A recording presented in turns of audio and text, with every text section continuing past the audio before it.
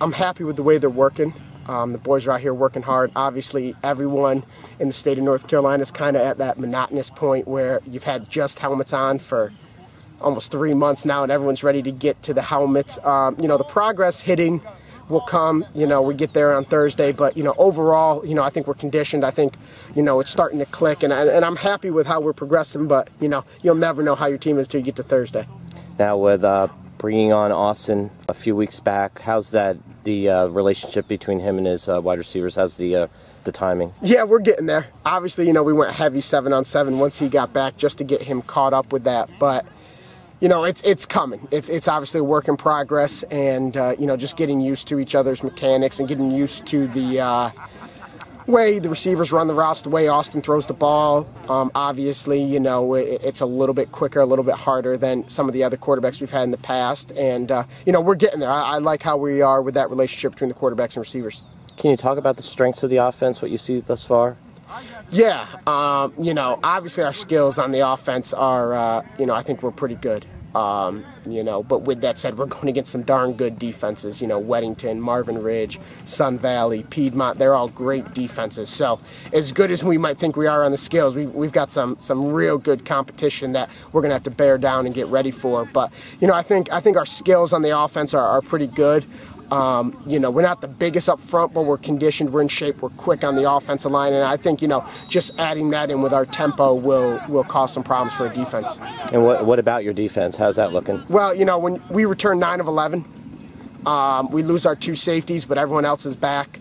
So, we're a very seasoned team on the defensive side of the ball, and, they're coming along well. I mean, they're chomping at the bit to hit somebody.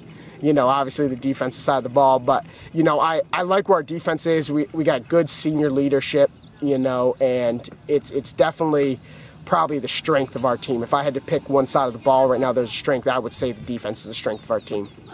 Can you talk about the attributes of your receivers? It seems like everyone has a different skill set. It's a nice, diverse group. Yeah, it is a situation where, well, it's unlike anything I've had before. You got a kid in JT who's a big, muscular kid that can basically get the ball anywhere. You got a kid in BJ Muckelvane that is as quick as they come and maybe one of the quicker kids in the conference. You got a kid developing, Casey Stamper. He's about 5'11", 6 foot that has great hands. We've got a 6'4" tight end with Nick Karras that has great hands. We have another kid that played a little bit for us last year, but really going to play, Michael Fink, that has great speed and can catch the ball too. And then we got Mitchell Seppi who's definitely going to see playing time, and then Patrick Henleys, who's another 6'5" receiver that'll see playing time. So I think we have a little bit of everything.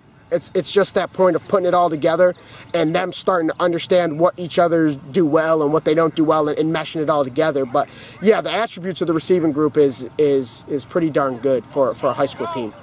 Based off your first year last year and what you guys did, what's your feelings coming into the season? What's your expectations for the team? Yeah, expectations are as high as they get. They're the same as everyone. We're going out here, we're going to try to win it all.